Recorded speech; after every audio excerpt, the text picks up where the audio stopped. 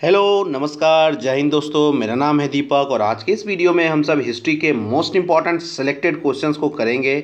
साथ ही साथ वीडियो में आपसे एक सवाल मैं पूछ रहा हूं जिसका आंसर आपको कमेंट बॉक्स में ज़रूर देना है। सवाल यह है कि आप में से कितने स्टूडेंट्स हैं जो बिहार दरोगा की तैयारी करने वाले हैं या कर रहे हैं।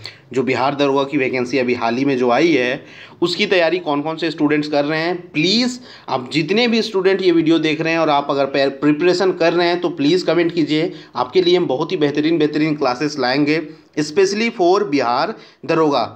मैं चाहता हूँ कि आप सभी हमें कमेंट बॉक्स में जितने भी स्टूडेंट कर रहे हैं दरोगा की तैयारी ज़रूर कमेंट करें। तो वीडियो को शुरू करते हैं पहले सवाल से। इसमें हम हिस्ट्री के शानदार प्रश्नों को कर रहे हैं। तो पहला सवाल जो है हमारा कि निम्नलिखित में से किसने सतवाहन वंश की स्थापना की थी। तो सतवाहन वंश की स्थापना जो है वो सिमुक के द्वारा की गई थी। सिमुक के द्वारा की गई थी। पुराणों में देखिए सिमुक को पुराणों में सिसुक या सिंधुक नाम से भी बुलाया गया है। याद रखिएगा पुराणों में जो है सिमुक को ही सिसुक या फिर सिंधुक नाम से बुलाया गया है। नेक्स्ट क्वेश्चन है कि निम्नलिखित में से किस सतवाहन वंश के राजा का नाम सांची स्तूप के प्रवेश द्वारों पर अंकित है। तो किस सतवाहन वंश के राजा का नाम जो है शांति स्तूप के प्रवेश द्वारों पर अंकित है। ये बहुत ही अच्छे लेवल के प्रश्न है, बहुत इंपॉर्टेंट है। तो आप जरूर वीडियो को लास्ट तक देखिएगा।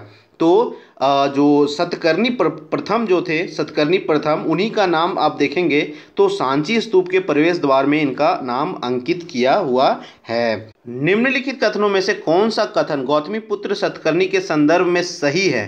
करेक्ट स्टेटमेंट आपको बताना है। तो देखिए गौतमी पुत्र के बारे में जो है गौतमी पुत्र के समय तथा उनकी जो विजय वो जो युद्ध किए थे और उसको जो जीते थे उनके बारे में हमें नासिक शिलालेखों के से संपूर्ण जानकारी मिलती है। ये स्टेटमेंट बिल्कुल सही है। नासिक शिलालेख में आप जाके देखेंगे तो वहाँ पे गौतमी पुत्र जितने युद्ध किए थे उन पे जो विजयी हुए थे उनका जो है हमें उनके बारे में वर्णन जो है इस शिलालेख में प्राप्त होता है। तो स्टेटमेंट 1 जो है करेक्ट है। स्टेटमेंट बी क्या कहता है कि इसने अपने स्वयं के मुखौटा के साथ चांदी के सिक्के ले आए थे। ऐसा कुछ बात नहीं है, ये बिल्कुल स्टेटमेंट इनकरेक्ट है। इस क्वेश्चन का राइट आंसर क्या हो जाएगा, ऑप्शन ए। नेक्स्ट क्वेश्चन देखते हैं कि निम्नलिखित में से कौन सा कथन वशिष्ठ पुत्र पुलुमावी के बारे में सही नहीं है। तो पुलुमावी के बारे में कौन सा स्टेटमेंट सही नहीं है। तो यहाँ देखिए 4 स्टेटमेंट दिया हुआ है। पहला स्टेटमेंट कि वशिष्ठ पुत्र की श्री पुलुमावी के रूप में संदर्भित है। दूसरा स्टेटमेंट है कि गोदावरी नदी के किनारे पैथन या परिस्थान में अपनी राजधानी स्थापित किया था। ये सही है। दूसरा स्टेटमेंट है किसने अपनी राज्य की सीमाओं को पूर्वी डेक्कन तक बढ़ा दिया था। ये भी सही है। जावा और सुमात्रा के साथ व्यापार शुरुआत की थी। ये भी सही है। और वशिष्ठ पुत्र श्री पुलुमावी जो थे के रूप में संदर्भित हैं, ये तो हमने पढ़ा ये क्वेश्चन में। ऑप्शन डी है कि वह पहला राजा जिसने अपने नाम के साथ अपने नाम माँ का नाम जो है जोड़ा था। ये स्टेटमेंट जो है वो गलत है। तो पहला राजा कौन थे जिन्होंने जो है अपनी माँ का नाम अपने नाम के साथ जोड़ा था, वो थे गौतमी पुत्र सतकर्णी प्रथम। याद रखिएगा दोस्तों कि गौतमी पुत्र सतकर्णी प्रथम वो राजा थे जिन्होंने अपनी माँ के नाम को अपने नाम के साथ जोड़ा था। तो ये स्टेटमेंट गलत हो गया और हमें इस क्वेश्चन में पूछा था कौन सा स्टेटमेंट गलत था। तो 4th नंबर स्टेटमेंट गलत था, यानी ऑप्शन डी क्या हो जाएगा, राइट आंसर हो जाएगा। नेक्स्ट है निम्नलिखित में से किस सतवाहन शासक ने जहाज को सिक्कों पर चित्रित करके जारी किया था। तो किस सतवाहन शासक ने जो है जहाज को सिक्कों पर चित्रित करके जहाज जारी किया था। बहुत पॉपुलर ये सिक्का आपको देखने को मिलेगा इमेजेस के। तो राइट आंसर है याजना श्री सतकर्णी। याजना श्री सतकर्णी याद रखिएगा, इन्होंने सिक्कों पे जहाज का चित्र बनवाया था और उसे जारी किया था। नेक्स्ट है सतवाहन राजवंश के अंतिम शासक कौन था। तो सातवाहन राजवंश के अंतिम शासक जो थे वो थे विजयी। कौन थे, विजयी। अब ये भी आपको याद रखना है कि वायु पुराण के अनुसार सतवाहनों ने 411 वर्ष तक शासन किया, जबकि विष्णु पुराण की बात करें तो उनके अकॉर्डिंग इनकी जो शासन की जो अवधि थी वो महज 300 वर्ष थी। ठीक है, तो ये दोनों पॉइंट भी आप याद रखिएगा। और इसके अंतिम शासक कौन थे, सतवाहन के बहुत ही महत्वपूर्ण शासक थे, राजवंश थे। तो जो ये थे अंतिम विजयी नाम था इनका। नेक्स्ट क्वेश्चन है कि निम्नलिखित में से किस सतवाहन राजवंश के राजा के साथ उज्जैन के छत्रप का 2 बार युद्ध हुआ था। उज्जैन में छत्रप जो शासक थे उनके साथ सातवाहन राजवंश के राजा का 2 बार युद्ध हुआ था। तो ये कौन से राजा थे? तो देखिए, वशिष्ठिपुत्र पुलुमावी के साथ जो है उज्जैन के छत्रप शासक का जो है 2 बार युद्ध हुआ था। इस युद्ध में इनकी जो पराजय हो गई थी, किनकी? वशिष्ठपुत्र पुलुमावी की। और लेकिन इन्होंने अपने छोटे भाई रुद्रदमन की बेटी जिनका नाम था बस्तिति के साथ वैवाहिक गठबंधन करके युद्ध को खत्म कर दिया था इनके साथ, छत्रप के साथ। ठीक है, तो वैवाहिक रिश्ते के साथ ये युद्ध जो चल रहा था इनके बीच में, उसे खत्म किया गया था। निम्नलिखित में से किस सातवाहन शासक ने अपने नाम के साथ अपने माता का नाम जोड़ा? अभी हमने आपको ऊपर में बताया कि गौतमी पुत्र सतकर्णी प्रथम जो थे उन्होंने अपनी माता का नाम अपने नाम के साथ जोड़ा था, और ये वो प्रथम शासक थे। निम्नलिखित में से किस सतवाहन राजा को दक्षिण पंथ का भगवान के रूप में जाना जाता है? तो दक्षिण पंथ के भगवान के रूप में किस राजा को जाना जाता है? यही सतकर्णी को जाना जाता है दक्षिण पंथ के भगवान। वेरी इंपॉर्टेंट क्वेश्चन है, बहुत बार पूछा गया है और आने वाले एग्जाम में आपको कभी भी देखने को मिल सकता है। नानाघाट के शिलालेख पर किस सतवाहन राजा की विजय गाथा का विवरण मिलता है? ये नानाघाट की जो शिलालेख है, यहाँ पे आपको गौतमी पुत्र की जो है विजय गाथा का विवरण आपको इस शिलालेख में देखने को मिलता है, नानाघाट के शिलालेख पे। नेक्स्ट क्वेश्चन है, ये सभी क्वेश्चन इंपॉर्टेंट है, इनको जरूर याद रखिएगा। निम्नलिखित में से किस वैदिक साहित्य में वर्णों प्रणाली की चर्चा हुई थी? तो वर्ण व्यवस्था जो होता है, ब्राह्मण, क्षत्रिय, वैश्य, शूद्र, ये जो वर्ण व्यवस्था है हमारे समाज में, इसकी चर्चा किस वैदिक साहित्य में की गई थी? तो इसका राइट आंसर है ऋग्वेद। ऋग्वेद के बारे में आपको पता है, यह सनातन धर्म का सबसे आरंभिक स्रोत है। इसमें कुल 10 मंडल हैं, 1028 सूक्त हैं और 10,580 ऋचाएँ हैं। सो ऋग्वेद के पुरुष सूक्त में जो है वर्ण व्यवस्था के बारे में जिक्र किया गया है। नेक्स्ट क्वेश्चन देखिए, गायत्री मंत्र का उल्लेख किस वेद में है? देखिए, गायत्री मंत्र का उल्लेख जो है वो आपको देखने को मिलेगा ऋग्वेद में। लेकिन कभी कभी सवाल आपसे पूछेगा कि ऋग्वेद के कौन से मंडल में जो है गायत्री मंत्र का उल्लेख है? तो आपने आंसर देना है कि ऋग्वेद के थर्ड मंडल में जो है वो गायत्री मंत्र का वर्णन किया गया है। तो ऑप्शन ए क्या है? राइट है।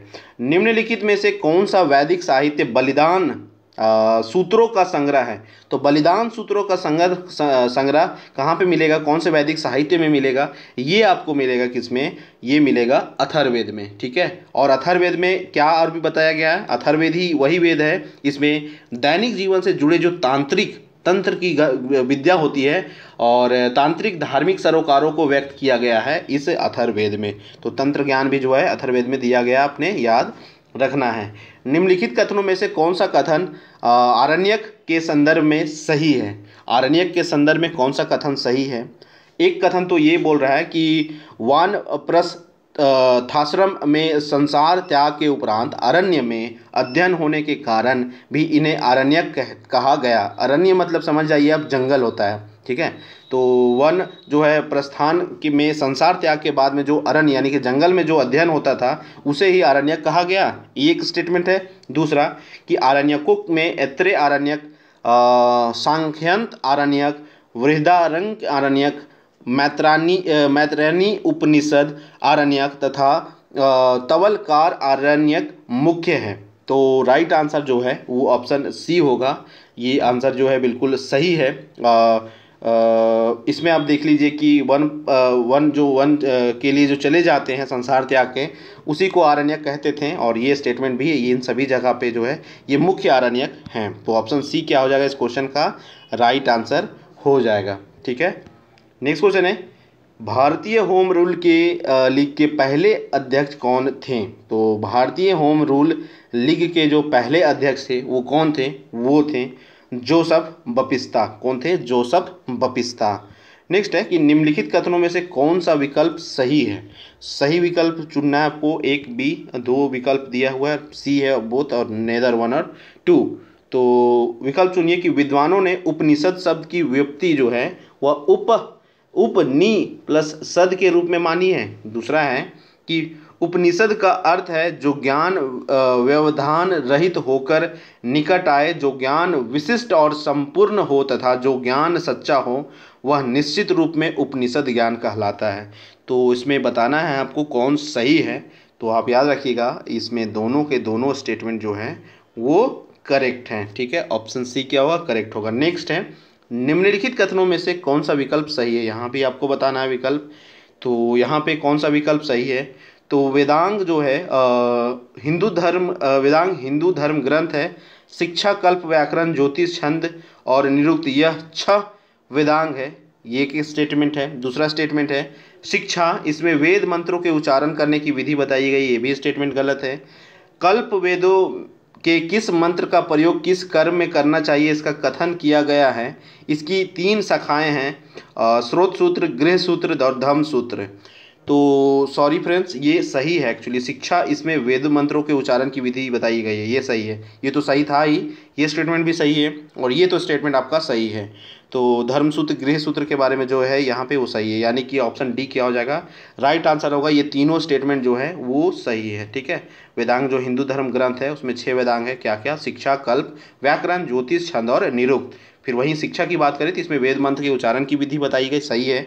और कल्प की बात करें, कल्प वेदों की, तो इसमें जो है मंत्र के प्रयोग किस धर्म में किस कर्म में करना चाहिए उसके बारे में बताया गया है। और इसकी 3 शाखाएं हैं, जिसमें एक है स्रोत सूत्र, गृह सूत्र और धर्म सूत्र।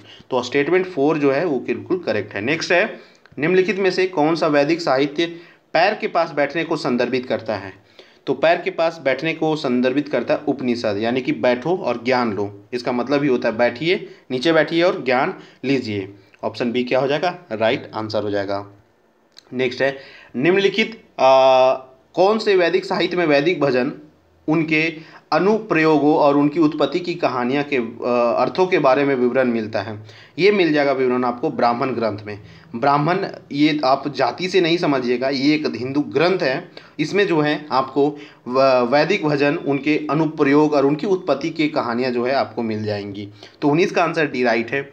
लास्ट क्वेश्चन जो है आपके लिए 20 नंबर की, कौन सा जोड़ा गलत है। गलत जोड़ा आपको साफ दिख रहा होगा, ऐत्रेय ब्राह्मण आपको पता है, यह एक ऋग्वेद की शाखा है। ऐत्रेय ब्राह्मण यजुर्वेद की शाखा नहीं है। सो फ्रेंड्स, ये थे हमारे मोस्ट इंपॉर्टेंट 20 क्वेश्चन। लेकिन साथ ही साथ आप हमें कमेंट करके ये ज़रूर बताएं कि आप में से कितने स्टूडेंट दरोगा की, बिहार दरोगा सब इंस्पेक्टर की तैयारी कर रहे हैं, 2 स्टार लेने की तैयारी कौन कौन कर रहे हैं, कमेंट करके बताएं। उसके अकॉर्डिंग हम प्लान करेंगे एंड रेगुलर वीडियो सिर्फ स्पेशली दरोगा के लिए लाएंगे। तो एक एक स्टूडेंट जो भी ये वीडियो देख रहे हैं ज़रूर कमेंट करके हमें बताएंगे वीडियो कैसा लगा, साथ में साथ हमें कमेंट करके ज़रूर बताएं। Thanks for watching.